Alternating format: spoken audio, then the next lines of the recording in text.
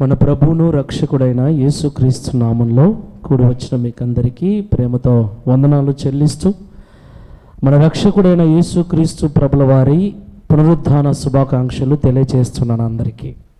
Praise the lord. హల్లెలూయా, హల్లెలూయా. నా ప్రియమైన దేవుని బిడ్డలారా, పునరుద్ధానము అంటే తిరిగి లేవటం, తిరిగి బ్రతకటం, తిరిగి లేపబడటం. ఈ క్రైస్తవ ప్రపంచంలో పరిశుద్ధ గ్రంథ బైబిల్లో యేసుక్రీస్తు ప్రభుల వారి బోధలో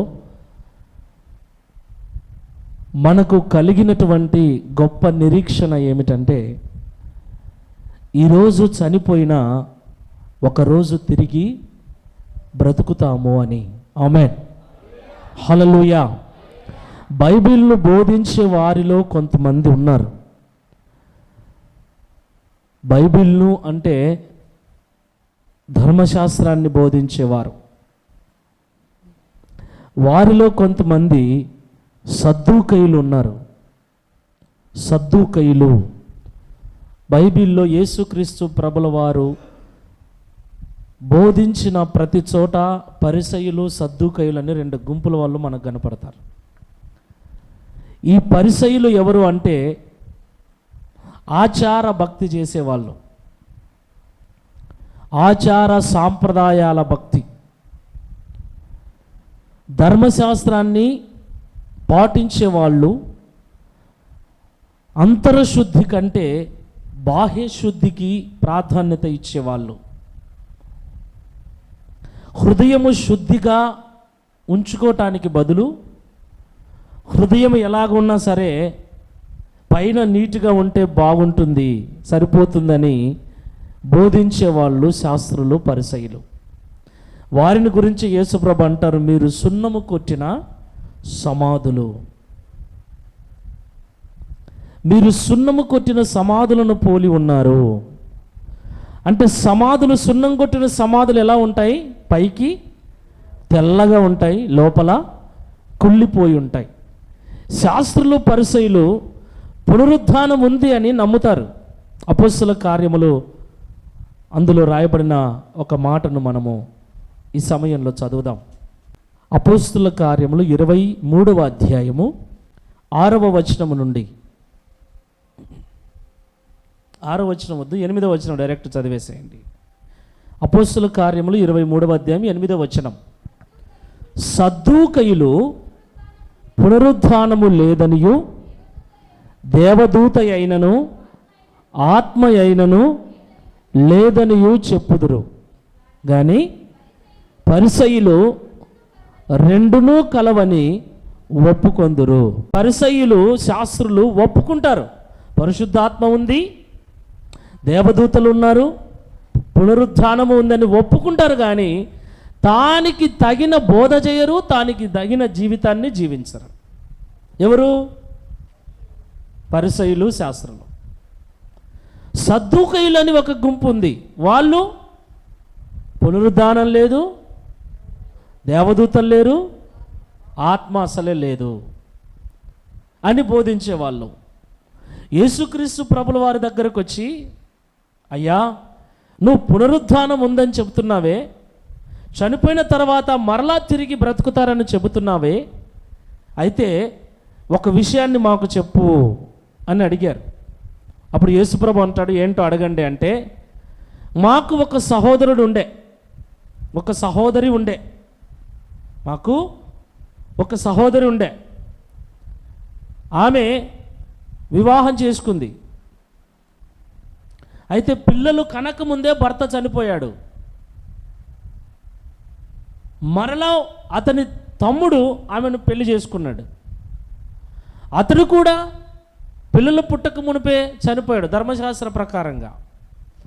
అలాగ 7 మంది అన్నదమ్ములు, 7 మంది ఆమెను పెళ్లి చేసుకున్నారు, 7 మంది చనిపోయారు.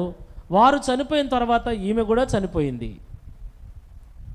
ఇప్పుడు నువ్వు పునరుద్ధానం చెందుతారు అంటున్నావు, చనిపోయిన వాళ్ళు తిరిగి బ్రతుకుతారు అంటున్నావు. అలా బ్రతికినప్పుడు ఈ 7 మందిలో ఈమె ఎవరికి భార్యగా ఉంటుంది? 7 మందికి భార్యగా ఉంటుందా, లేకపోతే ఒక్కనికే భార్యగా ఉంటుందా? ఈ మాట అడిగిన వాళ్ళు ఎవరు? సద్దూకైలు. సద్దూకైలు అడిగిన ప్రశ్న ఇది. పునరుద్ధానం లేదు, నువ్వు అబద్ధం చెప్తున్నావు. సరే, ఒకవేళ ఉంది అంటే దీనికి సమాధానం చెప్పు. అందరూ లేచినప్పుడు ఆమె ఈ 7 మందిలో ఎవరికి భార్యగా ఉంటుంది? 7 మందికి భార్యగా ఉంటుందా అంటే యేసుప్రభు అంటాడు, లేఖనముల యొక్క భావము మీకు తెలియక మాట్లాడుతున్నారు. పునరుద్ధానములో దేవదూతలను పోలిన వారై ఉంటారు. Praise the lord. ఎలా ఉంటారు? పునరుద్ధానములో ఎవరు పెళ్లి చేసుకోరు, ఎవరు పెళ్లికిచ్చుకోరు. పునరుద్ధానము చెందిన వారికి భార్యాభర్తలు ఉండరు. పునరుద్ధానము చెందిన వారికి సంసారాలు, కుటుంబాలు ఉండవు. పునరుద్ధానము చెందిన వారికి ఏముంటుంది? ప్రకటన గ్రంథం 7వ అధ్యాయము చూద్దాం. పునరుద్ధానము చెందిన వారి ఒక గుంపు అక్కడ కనబడుతుంది. ప్రకటన గ్రంథం 7వ అధ్యాయం 9వ వచనము నుండి చదవండి. అటు తర్వాత నేను చూడగా, ఇదిగో ప్రతి జనములో నుండి, ప్రతి వంశములో నుండి, ప్రజలలో నుండి, ఆయా భాషలు మాట్లాడు వారిలో నుండి వచ్చి ఎవడునూ లెక్కింపజాలని ఒక గొప్ప సమూహము కనబడెను. వారు తెల్లని వస్త్రములు ధరించిన వారై ఖర్జూరపు మట్టలు చేత పట్టుకొని సింహాసనము ఎదుటను గొర్రెపిల్ల ఎదుటను నిలవబడి, సింహాసనాసనుడైన మా దేవునికిని గొర్రెపిల్లకును మా రక్షణకై స్తోత్రమని మహాశబ్దముతో ఎలుగెత్తి చెప్పిరి. దేవదూతలందరూ సింహాసనము చుట్టూను పెద్దల చుట్టూను ఆ 4 జీవుల చుట్టూను నిలవబడి ఉండిరి. వారు సింహాసనం ఎదుట సాష్టాంగపడి, ఆమేన్, యుగయుగముల వరకు మా దేవునికి స్తోత్రమును మహిమయు జ్ఞానమును కృతజ్ఞత స్తుతియు ఘనతయు శక్తియు బలమును కలుగును గాక అని చెప్పుచు దేవునికి నమస్కారము చేసిరి. ఆమేన్. పెద్దలలో ఒకడు తెల్లని వస్త్రములు ధరించుకొని ఉన్న వీరెవరు, ఎక్కడి నుండి వచ్చిరని నన్ను అడిగెను.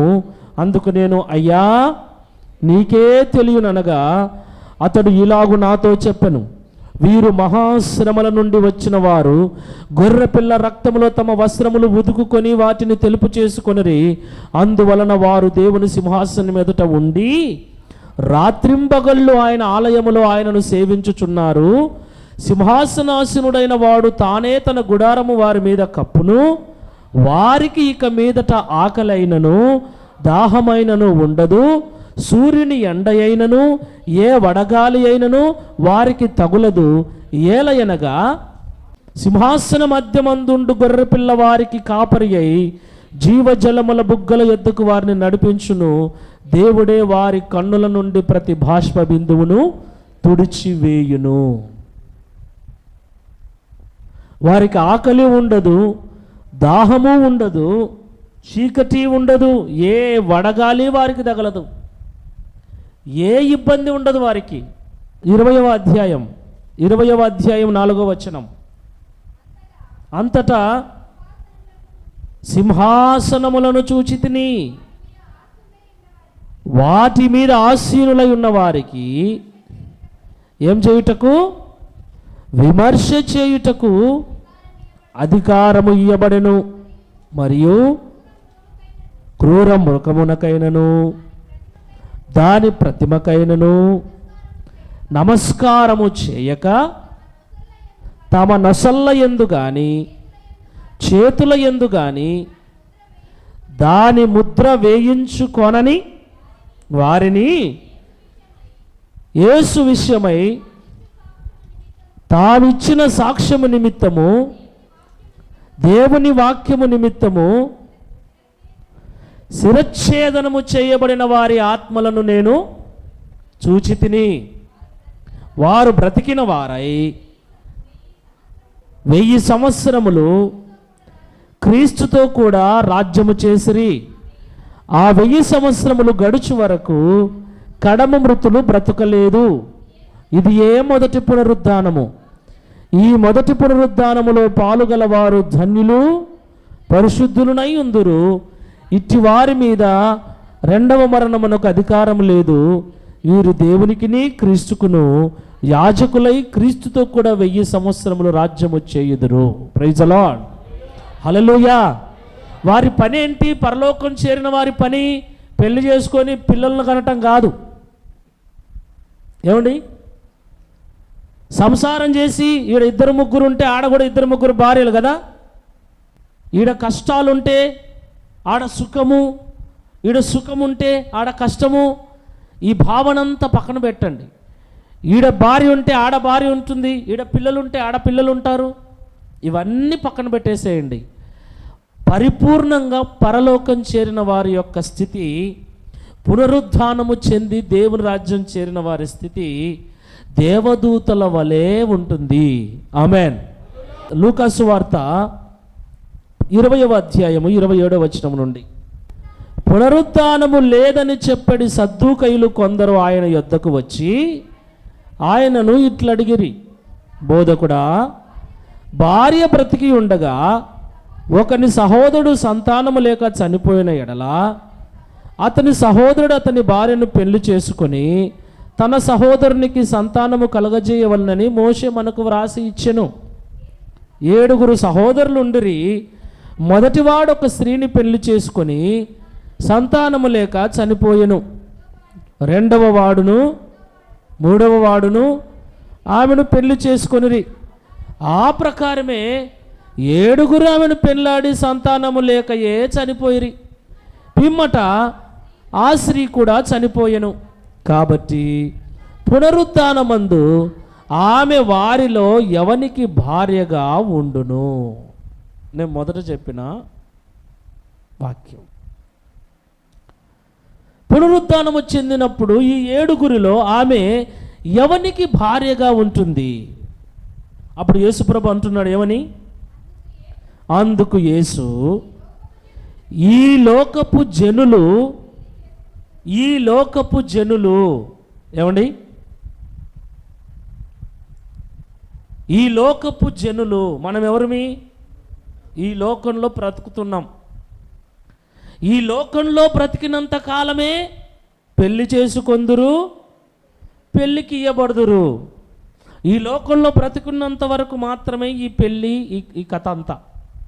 కానీ పరమున మృతుల పునరుద్ధానమును పొందుటకు యోగ్యులని ఎంచబడిన వారు పెళ్లి చేసుకొనరు, పెళ్ళికి ఇయ్యబడరు.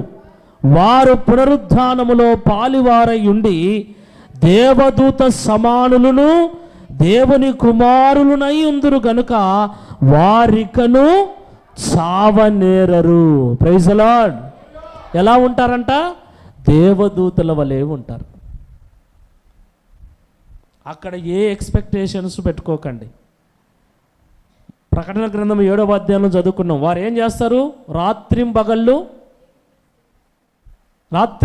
ఏం చేస్తారు? చదవండి ఆ మాట మరొకసారి. ప్రకటన గ్రంథం 7వ అధ్యాయం. అందువలన వారు దేవుని సింహాసనం ఎదుట ఉండి రాత్రింబగళ్ళు ఆయన ఆలయములో, ఏమండి, రాత్రింబగళ్ళు దేవుని మందిరంలో సేవ చేస్తుంటే భార్య ఎందుకు, పిల్లలు ఎందుకండి? ఆడ చేసే పని ఏంటి? దేవుణ్ణి సేవించటం తప్ప మరొక పని ఉండదాడ. చెట్లకు నీళ్లు పోయడం, కలుపు తీయడం. కొంతమంది రాసుకున్నారు బుక్కులు. ఏమండి, కొంతమంది కంట పూల తోటకు పూల చెట్లకు నీళ్లు పోసే పని అప్పగించాడంట. నేను ఒక బుక్ చదివా, పరలోక నరకం అని. వాళ్ళు దర్శనంలో చూసుకున్నారంట. కొంతమందికి వంట చేసేదంట. వంట అంటే కట్టెలు పెట్టి గ్యాస్ ముట్టించి అదంతలే, ఆ స్విచ్ చేస్తే చాలు వంట తయారైపోతా. ఎంత బాగా రాసుకున్నారంటే వాళ్ళు, అది చదివితే నిజంగా పరలోకం పోవాలనిపిస్తుంది. అంత ప్లేట్లు కడిగేది కూడా లే, అన్ని ప్లేట్లు, తిన్న ప్లేట్లు అన్నీ ఆడేచ్చే, ఆ స్విచ్ ఒత్తితే చాలు అదే శుభ్రం అయిపోతాయంట. అన్ని స్విచ్లే. అన్నీ రాసినారు కానీ లెటిన్ల గురించి రాయలే ఆమె. ఏమండి వంట వంటశాల గురించి రాసింది. వీలైతే మీకు ఆ బుక్ చూపిస్తాను నేను. వంటశాల ఎట్లుంటుందో రాసింది, వంట పాత్రలు ఎట్లుంటాయో రాసింది మొత్తం. ఏమండి మొత్తం ఆ టేబుల్ ఎట్లా ఉంటుందో, ఆ పదార్థాలు ఎట్లుంటాయో ఏ కష్టం లేకుండా స్విచ్ వేచ్చడే మొత్తం పోతాదేమో. నవ్వుకున్నా నేను. తిండి ఉంటే కంపు ఉంటుంది. ఏముంటుంది? తిండి ఉంటే ఏముంటుంది? కంపు ఉంటుంది ఖచ్చితంగా. పండ్లు కుళ్ళిపోతాయి, ఆకులు కుళ్ళిపోతాయి, ఏమండి అన్నీ కుళ్ళిపోతాయి, కంపు కొడుతుంది. ఇంకా ఈడున్నట్టే ఏం మార్పు ఉండదు. ఇంకా అంత సమడానికి ఎందుకు పోవాలా మనం కదా అంటాం కదా. అంత మాత్రానికి పరలోకం ఏం చేయవాలా? ఈయన్ని అన్నీ అనుభవించి చచ్చిపోతే చాలదా? పరలోకం వ్యత్యాసమైంది, ప్రత్యేకమైంది. అక్కడ ఉన్న పరిస్థితులన్నీ కూడా ఈ భూమి మీద ఉన్న వాటికి పూర్తి ఆపోజిట్లో ఉంటాయి. అక్కడ చీకటి ఉండదు, ఆకలి ఉండదు, దాహము ఉండదు. ఉందా అక్కడ? ఆకలే ఉండదు, దాహమే ఉండదు. ఇంకా వంట పాత్రలు ఎందుకు, వంటగది ఎందుకు? ఏమండి ఆలోచించండి. కొంతమంది చెప్తా ఉంటారు పూల చెట్లకు నీళ్ళు ఏంటికి వస్తా, పూల చెట్లు ఏమవసరం? ఉద్యానవనం ఉంటుందంట పరలోకంలో. ఏవనం? ఆ ఉద్యానవనం లేకపోయి దేవదూతలు ఏమండి ఒక కొలను ఉంటుంది. ఉద్యానవనంలో ఏముంటుంది? కొలను ఉంటుంది. దేవదూతలు పోయి స్నానాలు చేస్తుంటారు, మనం పోయి ఈపులు రుద్దుతూ ఉంటాం. ఏదే రాయాలంతే. పరలోకం ఎవడు పోయినాడు, ఎవడు చూసినాడు? మనం రాజ్యం. ఇంకా వీళ్ళకి ఏం పని లేదు. ఈడ తిండే ఆడ తిండే, ఈడ పెళ్ళే ఆడ పెళ్ళే. ఒకటైతే వాస్తవం ఏంటంటే ఇప్పుడు ఈడ కుంటోళ్ళుగా పుడితే ఆడ కుంటోళ్ళు అయితే ఉండరు. ఆమెన్. ఎందుకంటే ఆడ శరీరాలే ఉండవు. ఏముంటాయి పరలోకంలో? ఆత్మ. ఆత్మ సంచరిస్తూ ఉంటుంది. ఆ ఆత్మ మానవ ఆకారంలో కనబడుతుంది. తెల్లటి వస్త్రాలు వేసుకున్నట్లుగా ఒక మహిమ, తెల్లటి మహిమ ఒక మనిషి ఆకారంలో మనకు కనబడుతుంది తప్ప ఇక ఏముండవు అందులో. పునరుత్థానములో పాలు పొందిన వారు ధన్యులు. ఆమెన్, హల్లెలూయా. అయితే ఎవరు పునరుత్థానం చెందుతారు? బైబిల్ సెలవిస్తుంది ఆదాము మొదలుకొని యేసు ప్రభు వచ్చేంత వరకు ఉన్న ప్రతి ఒక్కరూ పునరుత్థానం చెందుతారు. అందరూ తిరిగి బ్రతుకుతారు. ఆమేన్. అందరూ అయితే అందరూ ఒకేసారి పునరుత్థానం చెందరు. కొందరు ఒకసారి, మిగిలిన వారు మరొకసారి. ఇందాక మనము 1000 ఏళ్ల పాలన అని ఒకటి చదువుకున్నాం. ఆ వచనము దగ్గర మరొకసారి చదువుదాం. 4వ వచనము నుండి. అంతటా సింహాసనములను చూచితిని, వాటి మీద ఆసీనులై ఉండు వారికి విమర్శ చేయుటకు అధికారం ఇయ్యబడెను. మరియు క్రూర మృగమునకైనను దాని ప్రతిమకైనను నమస్కారము చేయక తమ నొసళ్ళ యందు గాని చేతుల యందు గాని దాని ముద్రను వేయించుకొనని వారిని యేసు విషయమై తామిచ్చిన సాక్ష్యము నిమిత్తమును దేవుని వాక్యము నిమిత్తమును చిరచ్ఛేదనము చేయబడిన వారి ఆత్మలను చూచితిని. వారు బ్రతికిన వారై 1000 సంవత్సరములు క్రీస్తుతో కూడా రాజ్యము చేసిరి. ఆ 1000 సంవత్సరములు గడచు వరకు కడమ మృతులు బ్రతకలేదు. అంటే కొంతమంది మాత్రమే పునరుత్థానములో ఉంటారు. వారికి ఆకలైనను దాహమైనను ఉండదు.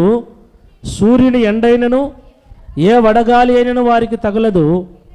ఏలయనగా సింహాసన మధ్యమందుండు గొర్రెపిల్ల వారికి కాపరి అయి జీవజలముల బుగ్గల యొద్దకు వారిని నడిపించును. దేవుడే వారి కన్నుల నుండి ప్రతి భాష బిందువును తుడిచివేయును. వారు తర్వాత 7 ఏళ్ల శ్రమలలో సాతాను యొక్క ముద్ర 666 ముద్ర అని ఒకటి ఉంది కదా బైబిల్లో. ఆ 666 ముద్ర వచ్చినప్పుడు చాలా కష్టాలు ఉంటాయి. ఆ ముద్ర వేయించుకున్న వాళ్ళే కొనటానికైనా అమ్మటానికైనా అర్హులు అని బైబిల్ చెప్తుంది.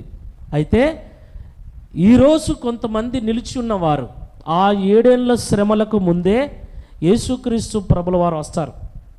ఆ వచ్చినప్పుడు కొంతమంది పరిశుద్ధులు ఎత్తబడతారు.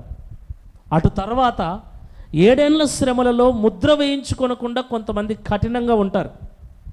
ఆ కఠినంగా ఉన్నవారు కూడా క్రూర మృగమునకైనను దాని ప్రతిమకైనను నమస్కారం చేయక తమ నొసళ్ళ యందు కానీ చేతి మీద కానీ దాని ముద్ర వేయించుకొనని వారు, క్రీస్తు నిమిత్తము వాక్యము నిమిత్తము తల నరికివేయబడిన వారు, అక్కడ తెల్లటి వస్త్రాలు ధరించుకొని మహాశ్రమల నుండి వచ్చిన వారు వాళ్ళు. ప్రకటన గ్రంథంలో మొత్తం మనం చదివితే 7 సంవత్సరాలలో 3.5 సంవత్సరాలు నార్మల్గా శ్రమలు ఉంటే 3.5 సంవత్సరాలు మహాశ్రమలు అని రాయబడింది. 7 ఏళ్ల శ్రమల గురించి వివరించే సమయం కాదు కాబట్టి నేను చెబుతున్నా. ఆ 7 సంవత్సరాలు భయంకరమైనటువంటి శ్రమలు. ఆ శ్రమలను తట్టుకొని నిలబడిన వారిలో ఇక్కడ కొంతమంది ఉన్నారు. వీరు పునరుద్ధానం చెందుతారు. అక్కడ రాయబడిన మాట, వారి ఆత్మను నేను చూచితిని, వారు బ్రతికిన వారై 1000 సంవత్సరములు క్రీస్తుతో కూడా రాజ్యము చేసిరి. యేసుక్రీస్తు ప్రభుల వారు వచ్చినప్పుడు ఆయన వారు బ్రతికించబడుదురని కొరింథీ మొదటి పత్రిక 15వ అధ్యాయంలో మనకు అపోస్తులైన పౌలు గారు సెలవిస్తూ ఉన్నారు. చూడండి, కొరింథీ మొదటి పత్రిక 15వ అధ్యాయము 20వ వచనం నుండి, ఇప్పుడైతే నిద్రించిన వారిలో ప్రథమ ఫలముగా క్రీస్తు మృతులలో నుండి లేపబడి ఉన్నాడు. మనుష్యుని ద్వారా మరణము వచ్చెను కనుక మనుష్యుని ద్వారానే మృతుల పునరుద్ధానమును కలిగెను. ఆదామునందు అందరూ ఎలాగూ మృతి పొందుచున్నారో అలాగునే క్రీస్తునందు అందరూ బ్రతికింపబడుదురు. జాగ్రత్తగా వినండి, క్రీస్తునందు అందరూ బ్రతికించబడుదురు. ప్రతివాడు తన తన వరుసలో బ్రతికింపబడును. ప్రథమ ఫలము క్రీస్తు. ప్రతివాడు తన తన వరుసలోనే బ్రతికింపబడును. ప్రథమ ఫలము క్రీస్తు. దేనికి ప్రథమ ఫలము? పునరుద్ధానమునకు ప్రథమ ఫలము. పునరుద్ధానము ఉందని చెప్పిన వాడు దేవుడు. ఉంది అనటానికి నిదర్శనముగా ఆధారంగా ఆయనే మొదట చనిపోయి తిరిగి బ్రతికాడు. ఆ రోజే ఈరోజు ఇదే పునరుద్ధాన దినం. ఆమేన్. ప్రథమ ఫలము ఆయన. తరువాత క్రీస్తు వచ్చినప్పుడు ఆయన వారు బ్రతికింపబడుదురు. Praise the lord. ఎవరు బ్రతికించబడతారు? ఆయన వారు బ్రతికించబడతారు. ఆయన వారు ఎవరు? ఈరోజు క్రీస్తు కొరకు శ్రమలు పడుతూ, నిందలు పడుతూ, అవమానాలు పడుతూ, శరీర కోరికలను చంపుకొని, ఆశలను చంపుకొని, శరీరాశలను నేత్రాశలను చంపుకొని, క్రీస్తు కొరకు భోగాలను విడిచిపెట్టి, క్రీస్తు కొరకు సుఖాలను విడిచిపెట్టి, క్రీస్తు కొరకు ఆశలను విడిచిపెట్టి, యేసుప్రభు ఉంటే చాలు, దేవుడు నాకుంటే చాలు, ఈ లోక ఆశలు, ఈ లోక సంపద నాకు అవసరం లేదని క్రీస్తు కొరకు నిలబడిన వాళ్ళు కొందరున్నారు. యేసుప్రభు చెప్పినట్లుగా జీవించటము చాలా కష్టం. అబద్ధం ఆడకూడదు, దొంగతనం చేయకూడదు, మోసం చేయకూడదు, వ్యభిచారం చేయకూడదు, అన్యాయంగా నడుచుకోకూడదు, అక్రమ జీవితాన్ని జీవించకూడదు, ఆశలు లేకుండా బ్రతకాలి, కోరికలు లేకుండా బ్రతకాలి, బ్రతికున్నా కూడా ఒక చచ్చిన శవంలా బ్రతకాలి. యేసుప్రభు చెప్పినట్లు వినాలంటే అలాగ బ్రతికి చనిపోయిన వారందరూ శ్రమే. పూలు పెట్టుకోకపోతే ఏం పూలు పెట్టుకోవు అంటాడు భర్త. బంగారం వేసుకోకపోతే ఏం బంగారం వేసుకోలేదు అట్లున్నావు అంటుంది లోకం. సినిమాలు చూడకపోతే ఏం నీకు అసలు కొంచెం కూడా ఎంజాయ్మెంటే లేదే, మాతో కలుసు, ఎందుకు ఎప్పుడు అలాగా మూడిగా ఉంటావు, ఒక సరదా లేదు, ఒక సంబరం లేదు నీ జీవితంలో అని అంటుంది లోకం. సో లోకానికి వేరై ఒక ప్రత్యేకమైన జీవితాన్ని మనం జీవించవలసి వస్తుంది. వారితో కలవకుండా, వారి క్రియల్లో పాలుపంపులు పంచుకోకుండా చాలా ఇబ్బంది, చాలా కష్టం. అయితే వీరందరూ కూడా మొదటి పునరుద్ధానములో పాలుపంపులు పంచుకుంటారు. ఇలా జీవించే వాళ్ళందరూ ఎవరి వారంట? ఎవరి వారంట? ఎవరి వారంట? ఎవరాయన? యేసు ప్రభు. ఎందుకు ఇలా ఉన్నావు?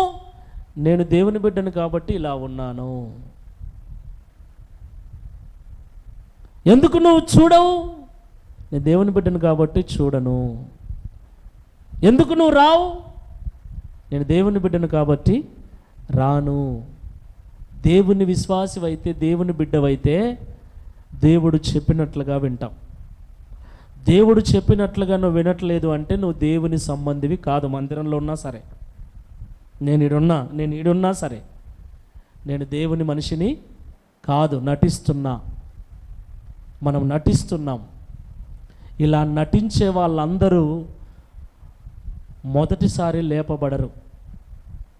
మొదటిసారి క్రీస్తు వచ్చినప్పుడు, రెండవ రాకడ అంటున్నామే, ఆ రెండవ రాకడలో క్రీస్తు వచ్చినప్పుడు లేచేవారు అందరూ క్రీస్తు వారు, ఆయన వారు. అదే రాయబడింది, ప్రథమ ఫలము క్రీస్తు.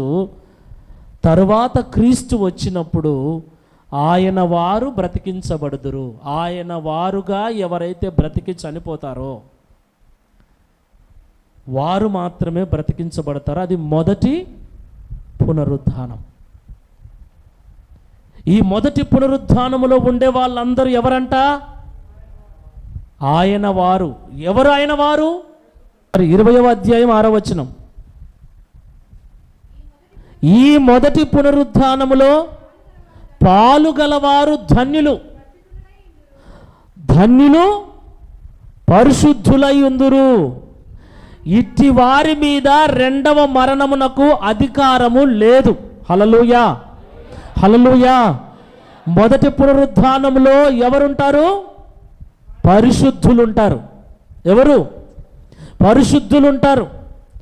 ఎవరైతే ఈరోజు యేసు ప్రభును అంగీకరించి వాక్యము వింటూ తమ ప్రవర్తనను సరిచేసుకుంటూ వాక్యములో ఉన్నది ఉన్నట్లుగా బోధించేవారు, దాని ప్రకారంగా జీవించేవారు మాత్రమే మొదటి పునరుద్ధానములో ఉంటారు.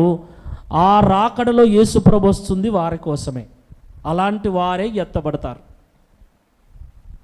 ఇక నామకార్థపు క్రైస్తవులు ఆచార భక్తి చేస్తూ, సాంప్రదాయమైన భక్తి చేస్తూ, వాక్యము వింటారు కానీ, చెబుతారు కానీ, చదువుతారు కానీ, ఏముందిలే, ఎవడు చక్కగున్నానులే, ఎవడు బాగున్నానులే, ఏమవుతుందిలే, నా పరిస్థితి ఇదిలే, నా స్థితి ఇదిలే అని సర్దుకొని సరిపుచ్చుకొని చెడిపోతూ ఉంటారు. చూడండి, వారందరూ కూడా కడమ మృతులు. ఏమండి? కడమ మృతులలో ఎవరుంటారు? పిరికివారు ఉంటారు, దొంగలు ఉంటారు, వ్యభిచారు ఉంటారు, హంతకులు ఉంటారు, వేషధారులు ఉంటారు.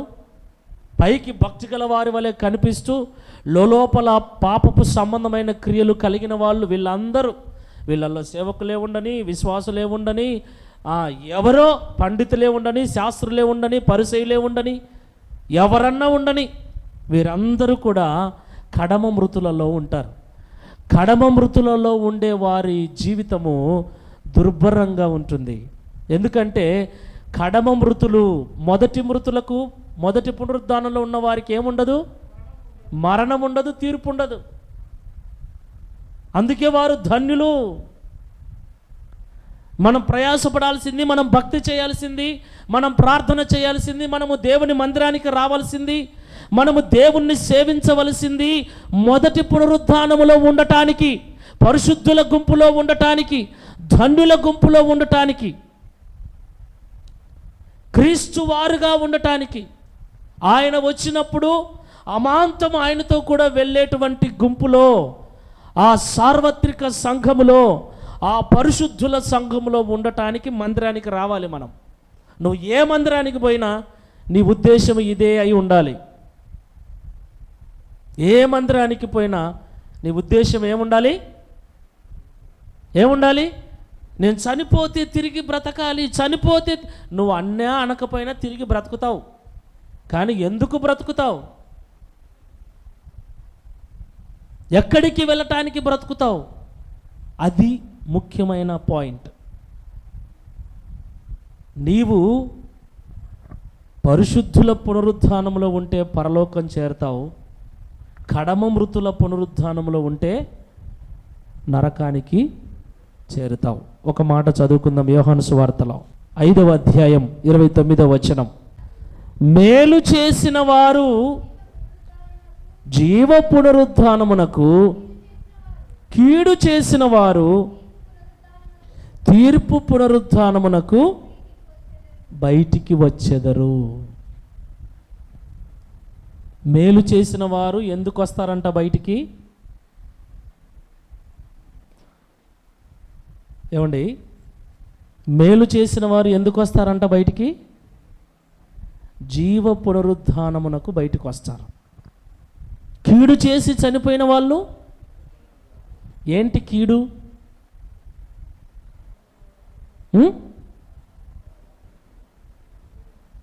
కీడు అంటే నిన్ను చెరిపేది, నీ కుటుంబాన్ని, నీ సంసారాన్ని పాడు చేసేది, నీ జీవితాన్ని, నీ శరీరాన్ని, నీ కుటుంబాన్ని, నీ సంఘాన్ని, నీ ఇంటిని, దేన్నైనా సరే పాడు చేసేదే కీడు.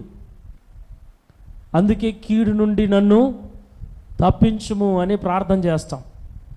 కీడు అనేది పాపము ద్వారా కలగొచ్చు, స్పీడ్గా వెళ్ళటము ద్వారా కలగొచ్చు. కీడు అంటే అపాయం, నీకు దెబ్బ తగలటం, నీకు ఇబ్బంది కలిగించేది, నిన్ను కష్టపెట్టేది, నిన్ను బాధ పెట్టేది, నిన్ను అల్లరిపాలు చేసేది, నిన్ను నవ్వుల పాలు చేసేది, నిన్ను ఎగతాళి పట్టించేది ఏదైనా అది కీడే. అలాంటి కీడులో మనం ఉంటే, నువ్వున్నా నేనున్నా, అలాంటి కీడులో ఉండి చనిపోతే, కీడు చేసి చనిపోయిన వారందరూ కూడా తీర్పులో నిలబడతారు. ఎక్కడ? తీర్పులో. మేలు చేసి చనిపోయిన వారు తీర్పే ఉండదు, వారు ధన్యులు. మేలు చేయటం అంటే మంచి జీవితం జీవించటం, నీ వల్ల నీ భార్యకు కానీ, నీ పిల్లలకు కానీ, నీ సంఘానికి కానీ, నీ సేవకునికి కానీ, నీ విశ్వాసులకు కానీ ఎటువంటి కష్టము, నష్టము, బాధ కలగకూడదు. ఏమండి, మొన్న 7 మాటల ధ్యానంలో అక్క చెప్పింది, బాధ్యత. భర్త భార్య పట్ల బాధ్యత కలిగి ఉండాలి, భార్య భర్త పట్ల బాధ్యత కలిగి ఉండాలి, పిల్లల పట్ల తల్లిదండ్రులు, తల్లిదండ్రుల పట్ల పిల్లలు, సంఘం పట్ల సేవకుడు, సేవకుని పట్ల సంఘము, టీచర్ పట్ల స్టూడెంట్స్, స్టూడెంట్స్ పట్ల టీచర్సు, ఒకరి పట్ల ఒకరు బాధ్యత కలిగి వారి వారి ధర్మములను వారికి జరిగించవలెను. వారి వారి ధర్మములను జరిగించాలి. ఆ బాధ్యతలు మనం మర్చిపోకూడదు. ఆ బాధ్యతలు మర్చిపోతే వారికి మనం కీడు చేసిన వారం అవుతాం. కాబట్టి నా వల్ల నా కుటుంబానికి, నా వల్ల నా సంఘానికి, నా వల్ల ఇతరులకు మేలే జరగాలి కానీ కీడు జరగకూడదు, బాధ కలగకూడదు.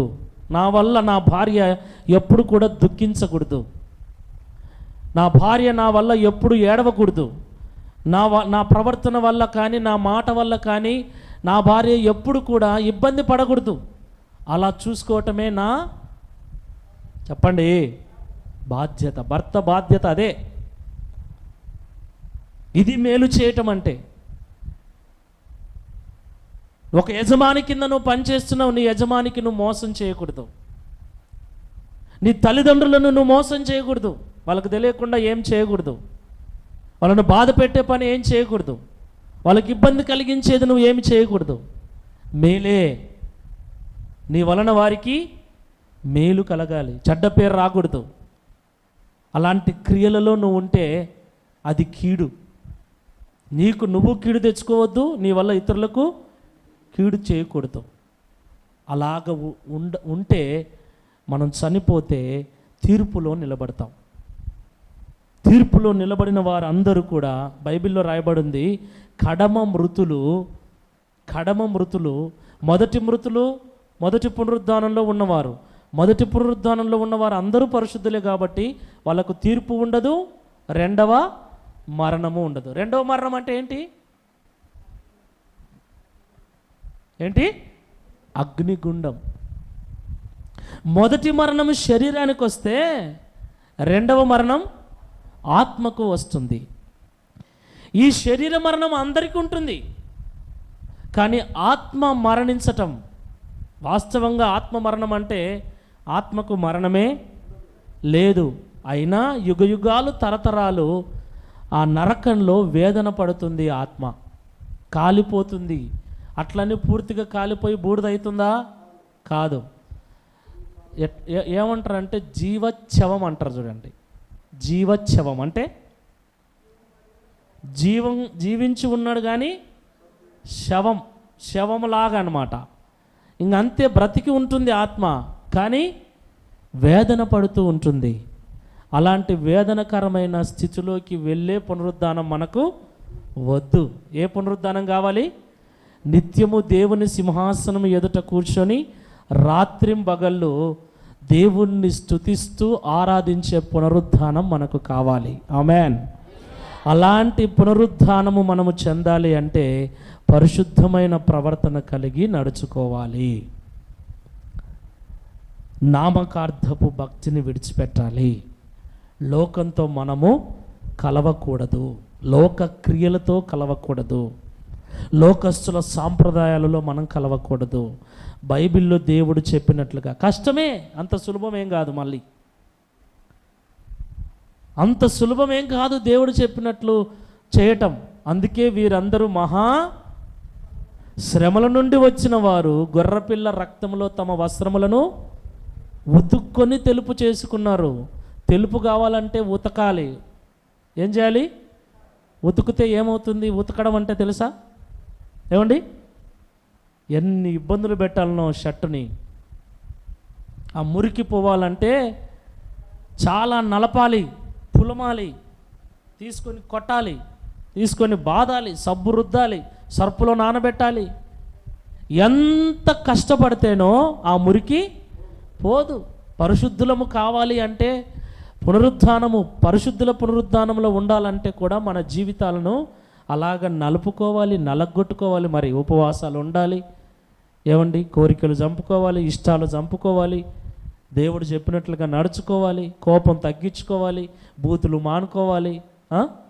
ఇవేవి మానుకోరు, ప్రార్థనకు మాత్రం పరిగెత్తుతూ ఉంటారు. నోరు తెరిస్తే మళ్ళీ వీళ్ళకి ఆశ. ఏం ఆశ? ఏం ఆశ? ఈడ చచ్చే డైరెక్ట్ పరలోకంలోనే కళ్ళు తెరసాలా. ఏమండి, ఇప్పుడు చెప్పండి, సంఘం ముఖ్యమా, పరిశుద్ధత ముఖ్యమా? మందిరం ముఖ్యమా, పరిశుద్ధత ముఖ్యమా? పరిశుద్ధత ముఖ్యం. ఏ మందిరంలో ఉన్నా నీకేముండాలి? నువ్వు ఏ మందిరానికన్నా ఆ మందిరానికి వస్తున్నాడే ఈయనను పరలోకం తీసుకుపోదామని యేసుప్రభు ఏం తీసుకుపోవడం. వీళ్ళేంది 10 మంది 20 మంది కూడా లేరు. ఈ 20 ఏళ్ళు అయితేనా 20 మంది కూడా లేరు. వీళ్ళని అందరిని నరకానికి పంపిద్దాం. అదైతే రోజు రోజుకి అభివృద్ధి చెందుతుంది. 5,000, 10,000, 20,000, 1,00,000 మంది ఉన్నారు ఆ సంఘంలో, వాళ్ళను పరలోకం తీసుకుపోతా అన్నాడు.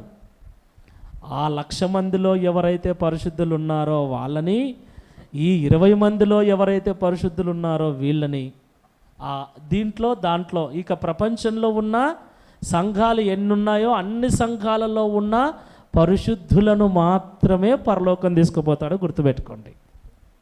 అర్థమైందా? ఆయన వచ్చినప్పుడు ఈ సంఘంలో, ఆ సంఘంలో, ఓసన్న సంఘంలో, యేసుకృప సంఘంలో, హెబ్రోను సంఘంలో, బ్రదరన్ సంఘంలో, గుత్తి సంఘంలో, ఈ సిఎస్ఐలో, ఎస్పీజీలో, రోమన్ క్యాథలిక్లో ఎన్ని సంఘాలు ఉన్నాయో ప్రపంచంలో, ఆ అన్ని సంఘాలలో ఎవరైతే దైవ భయం కలిగి, పరిశుద్ధత కలిగి, వాక్యానికి లోబడి బ్రతుకుతూ, కోపతాపాలు మాని, ఆ శరీరాశులు నేత్రాశులు చంపుకొని, పాపాన్ని విడిచిపెట్టి, దైవ భయం కలిగి తగ్గించుకొని ఎవరైతే బ్రతుకుతున్నారో, ఆయన వచ్చినప్పుడు బ్రతికి ఉంటే వాళ్ళు, అలా బ్రతికి చనిపోయిన వాళ్ళు ఉంటే వాళ్ళు, పరిశుద్ధులు మాత్రమే లేపబడతారు. లేచి ఎక్కడా కలుసుకుంటారు వాళ్ళందరూ. ఈడ ఆ సంఘం అంటే ఈ సంఘానికి సరిపోదు, ఈ సంఘం అంటే ఆ సంఘానికి సరిపోదు. మాది గొప్ప, మాది గొప్ప, మా సంఘానికి రా, మా సంఘానికి రా కదా. ఈడ ఒకరికి సరిపోదు, పాస్టర్లకు సరిపోదు, విశ్వాసులకు సరిపోదు. కానీ చిత్రం ఏంటో తెలుసా, ఈ సంఘాలన్నిటిలో ఉన్న పరిశుద్ధులు అందరూ మధ్యాకాశంలో కలుసుకుంటారు. ఆమేన్, హల్లెలూయా, హల్లెలూయా. మరి వాళ్ళు మాట్లాడుకుంటారో లేదో తెలియదు, నువ్వు ఆ సంఘం నుంచి వచ్చినావు, నువ్వు ఆ సంఘం నుంచి వచ్చినావు అని తెలియదు. కానీ అందరూ కలుసుకొని ఒక సంఘం అవుతారు. అదే సార్వత్రిక సంఘం, పరిశుద్ధుల సంఘం.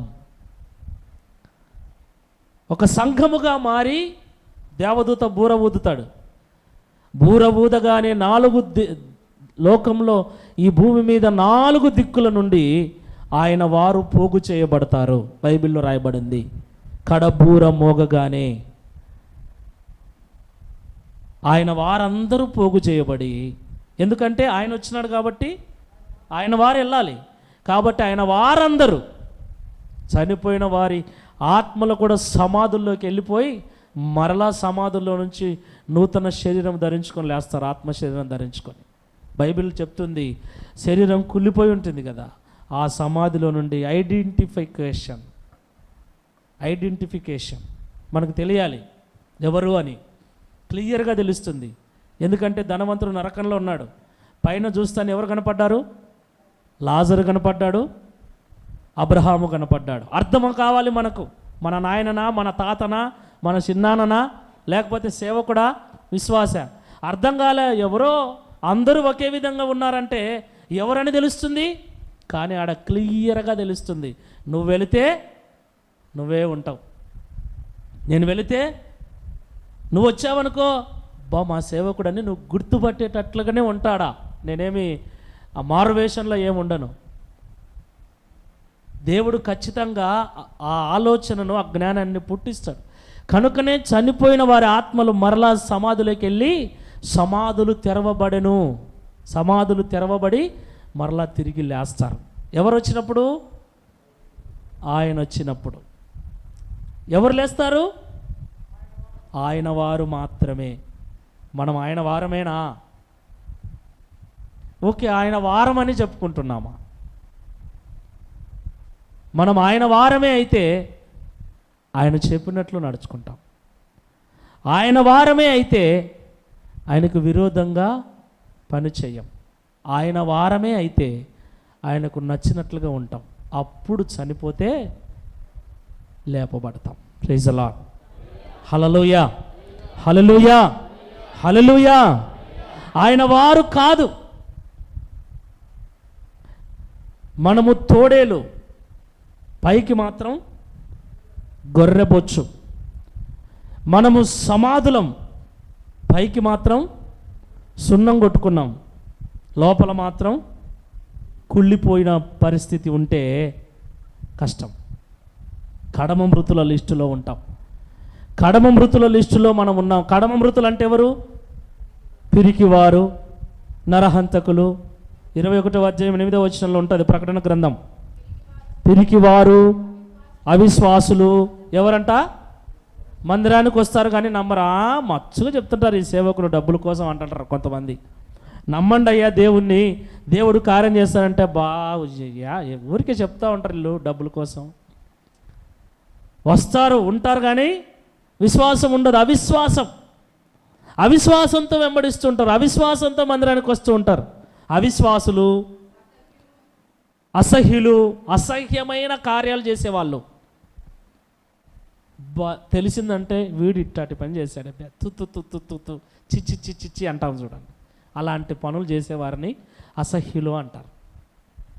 అసహ్యులు, నరహంతకులు, వ్యభిచారులు, మాంత్రికులు, విగ్రహారాధకులు, అబద్ధికులందరూ అగ్నిగంధకములతో మండు గుండములో పాలు పొందుదురు. ఇది వద్దయ్యా, విగ్రహారాధన చేయగాకండయ్యా, నిజమైన దేవుడు యేసుప్రభు అంటే నీకేం తెలిసే? ఇంటి దేవుడు, ఒంటి దేవుడు. ఏం దేవుడు? ఇంటి దేవుడు అంట. మాకు కూడా ఇంటి దేవుడు ఉండే, అందరిని వదిలేసాం. ఇప్పుడు మాకు ఏకైక దేవుడు యేసుప్రభు ఒక్కడే. ఆమేన్, హల్లెలూయా, హల్లెలూయా. ఇంటికొక దేవుడు, ఊరికొక దేవుడు, బజారుకు ఒక దేవుడు. ఏమండి, మనిషికి ఒక దేవుడు ఉండడు. ధనుంజయ శాస్త్రి అని ఉన్నాడు, ఇప్పుడు సేవకుడు అయ్యాడు ఆయన. ఆ ధనుంజయ శాస్త్రి ఆయన పూజారి. ఆయన మంత్రాలు చదివేటప్పుడు ఆయనకు డౌట్ అంట. ఆ మంత్రాలలో ఉన్నటువంటి అర్థాలు కొన్ని తెలిసి కొన్ని తెలియక. ఆయన కాలేజ్ చదివే రోజుల్లో ఆయనకు క్రిస్టియన్ ఫ్రెండ్స్ ఉండేవాళ్ళంట. చదువుకునేటప్పుడు కులము మతం పెద్దగా పట్టించుకోం కదా, ఫ్రెండ్స్ అంటే అందరిళ్ళకి వెళ్తాం, అందరిళ్ళకు వెళ్ళి తింటూ ఉంటాం సరదాగా. ముస్లిం పండగ జరిగితే ముస్లిం ఇంటికి, హిందువులకు అయితే హిందువులకు, కృష్ణ అట్లా. అలాగనే ఈయన క్రైస్తవుని ఫ్రెండ్ ఇంటికి వచ్చాడంట పండగకి, క్రిస్మస్కి వెళ్తే ఫ్యామిలీ అంతా కలిసి గుడికి వెళ్ళారంట, చర్చికి సరదాగా వెళ్ళాడంట. చూశాడంట, ముక్కడు చేయడు, ఈయన హిందువు కాబట్టి, పైగా పూజారి కొడుకు. సో అంత గమనిస్తూ ఉన్నాడు. వాళ్ళ అమ్మ, వాళ్ళ నాన్న, వాళ్ళ ఫ్రెండు అందరూ కూడా ఒకే దేవుణ్ణి ఆరాధిస్తూ ఉన్నారు. డౌట్ వచ్చింది, వాళ్ళ ఇంట్లో ఒక్కొక్కరికి ఒక్కొక్క దేవుడు అంట. ఈయనకు ఒక దేవుడు, వాళ్ళ అమ్మ ఒక దేవత, ఏమండి వాళ్ళ నాన్న ఒక దేవుణ్ణి. చాలా పటాలు ఇంట్లో ఉన్నాయి, ఒక్కొక్కరు ఒక్కొక్క దేవుడు ఇష్టమని ఆరాధిస్తూ ఉన్నారు. అర్థం కాలే ఈయనకు, వాళ్ళందరూ ఒకే దేవుణ్ణి ఆరాధిస్తున్నారు, మా ఇంట్లో ఏంది ఒక్కొక్క దేవుణ్ణి, ఒక్కొక్కరు ఒక్కొక్క దేవుని, నీకు ఇష్టమైన దేవుడు ఎవరంటే పలానా పలానా అని చెప్తున్నారు అని ఇంటికి వెళ్ళి వాళ్ళ నాన్నని అడిగాడు, ఏంటి నాన్న ఇది పరిస్థితి.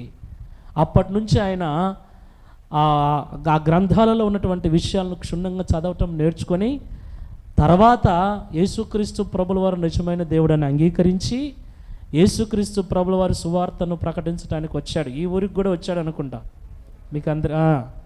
ఆయనను జైల్లో కూడా వేశారు కొన్ని సందర్భాలలో. అలాంటి వాళ్ళే వదిలేసి యేసు ప్రభును ఆరాధిస్తుంటే ఈ పుట్టుక పుట్టి మనం మాత్రం బాధ అవుతుంది అన్న నిజంగా కొన్నిసార్లు. ఎందుకు ఇలాగా? అదేమన్నా ప్రిస్టేజా? ఏమండి ప్రిస్టేజ్, ఇంత బొట్టు పెట్టుకుని ఇంత నామం పెట్టుకొని. ఇక్కడ చూడండి, పిరికివారు, అవిశ్వాసులు, అసహ్యులు, నరహంతకులు, వ్యభిచారులు, మాంత్రికులు, విగ్రహారాధకులు, అపత్తికులు అందరూ కూడా అగ్నిగుండంలో కాలిపోతారని చెప్తుంది వాక్యం. ఇదే రెండవ మరణం.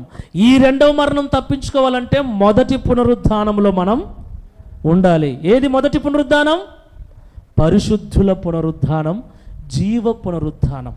ఆ పరిశుద్ధుల పునరుద్ధానములో, జీవ పునరుద్ధానములో మనం ఉండాలంటే మేలు చేసే అనుభవం మనకు ఉండాలి, పరిశుద్ధంగా జీవించేటువంటి ప్రవర్తన మనకు ఉండాలి. మన చూపులో, మన తలంపుల్లో, మన ఆలోచనలో, మన నడవడికలో, మన క్రియలలో పాపము లేకుండా జాగ్రత్త పడాలి.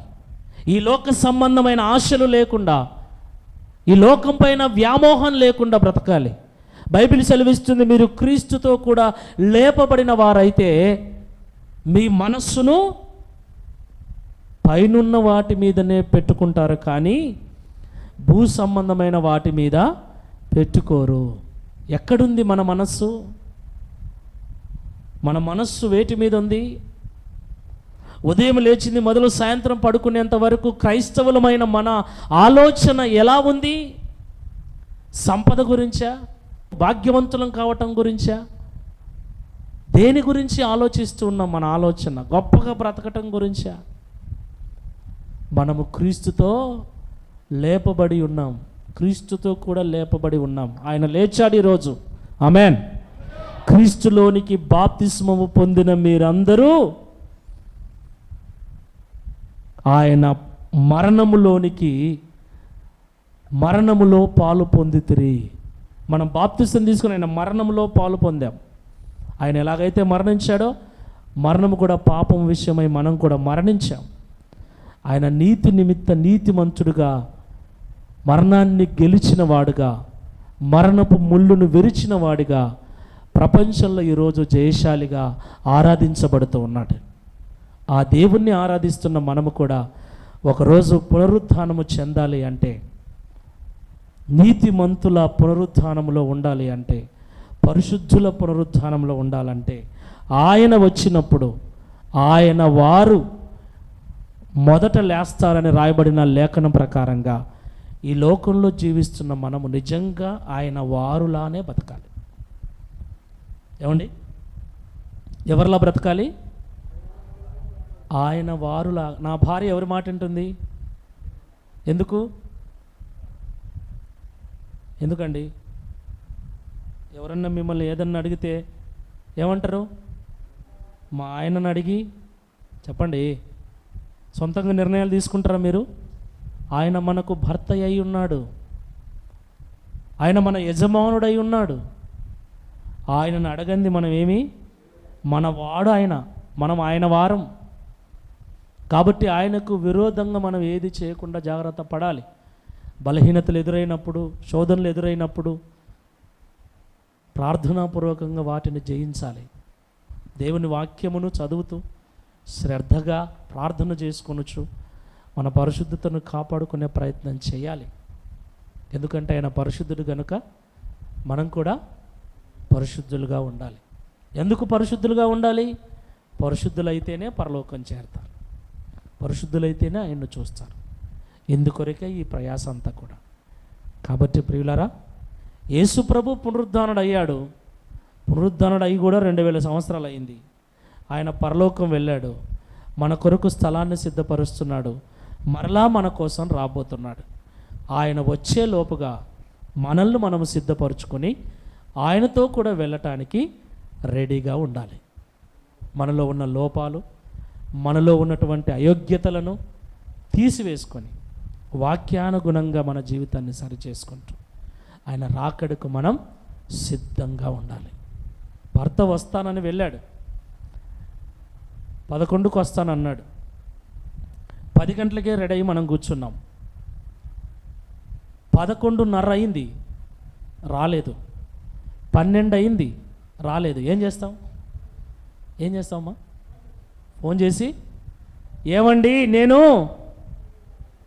రెడీ అయ్యున్నాను, సిద్ధంగా ఉన్నాను, మీరు ఎప్పుడు వస్తున్నారు అంటామా లేదా?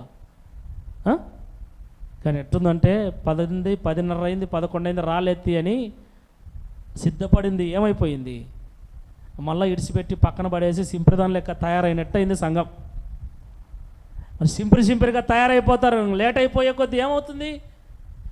ఇంకా ఈయన వచ్చింది లేదు, అది సచ్చింది లేదు తీ అని చెప్పేసి శుభ్రంగా రెడీ అయిపోయిన వాళ్ళు మరలా అశుభ్రతను కోల్పోయి సిపిరిగా తయారైపోయినట్లుగా క్రీస్తు రాకడ ఆలస్యమయ్యే కొద్దీ సంఘం అలా తయారైపోతుంది. డ్యాన్సులు వేస్తుంది, ఓ డ్యాన్సులు పోయేస్తూ లోక సంబంధమైన ఆచారాలన్నీ తీసుకొని, సరే నువ్వు వచ్చే లోపల కాస్త మేము పాటలు పాడుకొని డ్యాన్స్ చేసుకుంటాం, నువ్వు వచ్చే లోపుగా మేము కొంచెం ఎంటర్టైన్మెంట్ చేసుకుంటాం. ఏం చేసుకుంటాం? ఏముండాలి సంఘంలో? ఏముండాలి?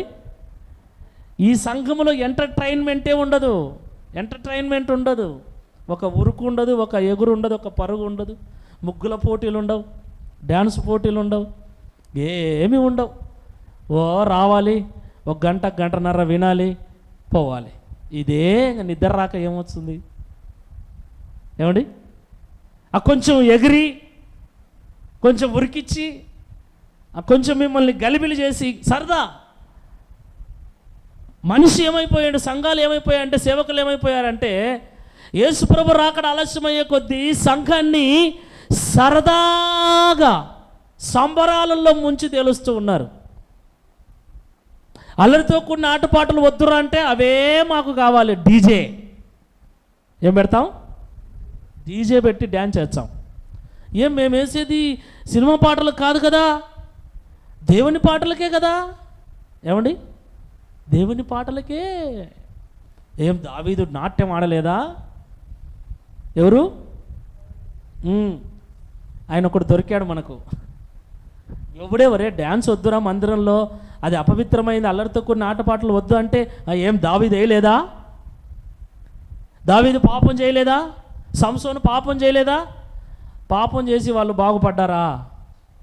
అయితే నువ్వు చెయ్యి. ఏమండి? పాపం చేసినవాడు ఎవడు బాగుపడడు. దేన్ని మనకు మాదిరిగా తీసుకుంటున్నాం? ఏం చేస్తున్నాం? క్రీస్తు రాకడ ఆలస్యమైతే ప్రార్థన చేయాలి. ఏమండి? ప్రకటన గ్రంథంలో ఏముంది? చివరి అధ్యాయంలో 17వ వచనం, ఆత్మయు పెళ్లి కుమార్తెయు రమ్ము అని చెప్పుచున్నారు, వినువాడును రమ్ము అని చెప్పవలెను, దప్పికొని వానిని రానిమ్ము, ఇచ్చయించు వానిని జీవజలమును ఉచితముగా పుచ్చుకొననిమ్ము. ఆమెన్. హల్లెలూయా. పెళ్లి కుమార్తె అంటే ఎవరు? ఎవరు? ఎవరమ్మా? సంఘము. పెళ్లి కుమారుడు అంటే యేసుప్రభు. యేసుప్రభు నేను వస్తాను అంటే సంఘం ఏమనాలంట? రా అనాలా.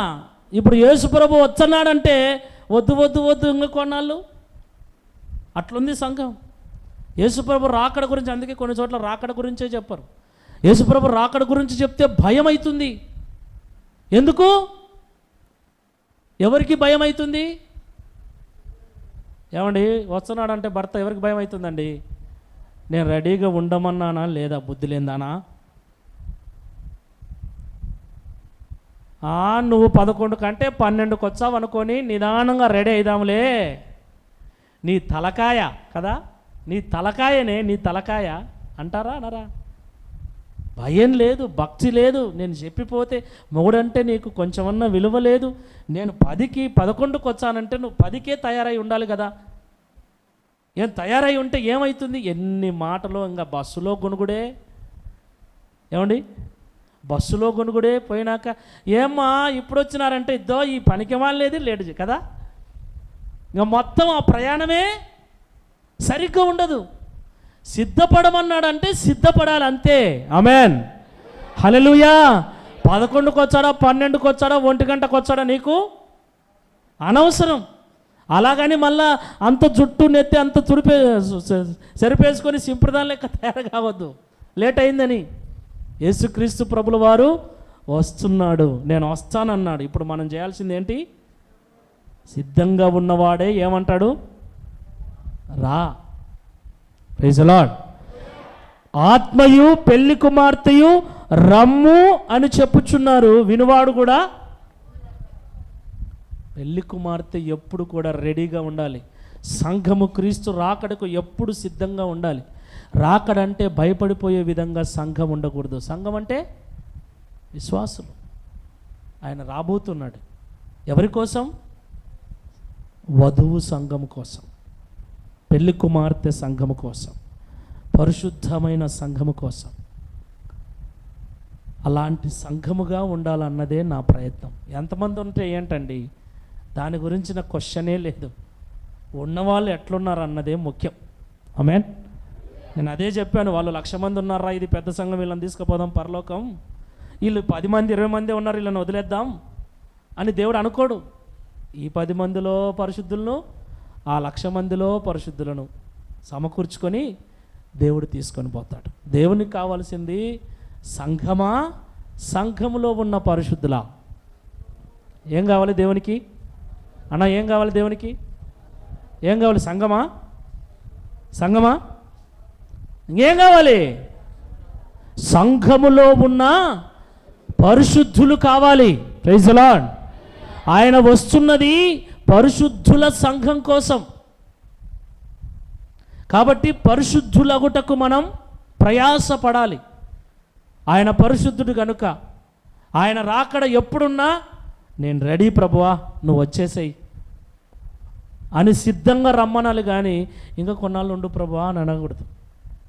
ఇంకొక వారం రోజులు అవకాశమి, మార్చుకోవడానికి ఒక నెల రోజులు అవకాశమి, 1 సంవత్సరం, వచ్చే సంవత్సరం మారతాలే, ఈ సంవత్సరం కొన్ని కష్టాలు ఉన్నాయి, కొన్ని బాధలు ఉన్నాయి, ఇవన్నీ తీరిపోయిన తర్వాత ముందుకు మారతలే. కొంతమంది చెప్తుంటారు ఇట్లా. ఏమండి, ముందుకు మారతా, ముందుకు తీసుకుంటా, మళ్ళా తీసుకుంటా, ఏం లేదు. ఇదే అనుకూల సమయం. నేను ఎంత చెప్పినా అర్థం కాదు. మీ ఆలోచనలు మీవే, మీ పద్ధతులు మీవే. నేను అందుకే దేవుడు నన్ను చెప్పడానికి పెట్టాడు కనుక అన్నీ చెబుతున్నా. విన్నాం, మీ ఇష్టం, మీకు మీరే ఉత్తరవాదులు. నేనైతే చెప్పకపోతే నా తప్పు, చెబుతూ ఉన్నాను. సమయం లేదు, ఆయన త్వరగా రాబోతున్నాడు. ఆయన వచ్చేసరికి మనం వచ్చినాక సిద్ధపనికి ఏం లేదు. ఏమండి, సిద్ధంగా ఉండాలి. నేను చెప్పానే ఆలస్యం అవుతుందని బుద్ధి లేని కన్యకలు ఏం చేశారు? ఏం చేశారు? తెచ్చుకోవడమే మర్చిపోయారు, కొనుక్కోరానికి పోయినారు. మళ్ళీ ఆయన వచ్చేసరికి రావచ్చులే అని. ఇట్లా చాలా మంది పడిపోయి ఉన్నారు. చాలామంది క్రైస్తవులు వెనకడుగు వేస్తున్నారు. చాలామంది భక్తిలో, ప్రార్థన జీవితంలో, విశ్వాసపు జీవితంలో ఏదో అలాగా నిద్రమోహాలు వేసుకొని, హుషారు లేదు ముఖంలో, కంపరమైన ముఖం, నిద్ర ముఖం. చూడొచ్చులే అప్పటికల్లా. బుద్ధి లేని కన్యకల్లాగా ఉండకండి. ఎప్పుడు కూడా ప్రార్థన యందు, ఆత్మ యందు రగిలిపోతూ, క్రీస్తు పని కొరకు, క్రీస్తు రాజ్యం కొరకు, క్రీస్తు పరలోకంలో ఉండుట కొరకు, క్రీస్తుతో కూడా వెళ్ళుట కొరకు ఎప్పుడు కూడా రెడీగా, హుషారుగా ఉండాలి. Praise the lord. హల్లెలూయా. దేవుడి మాటలు దీవించి అట్టి కృపను అనుగ్రహించును గాక.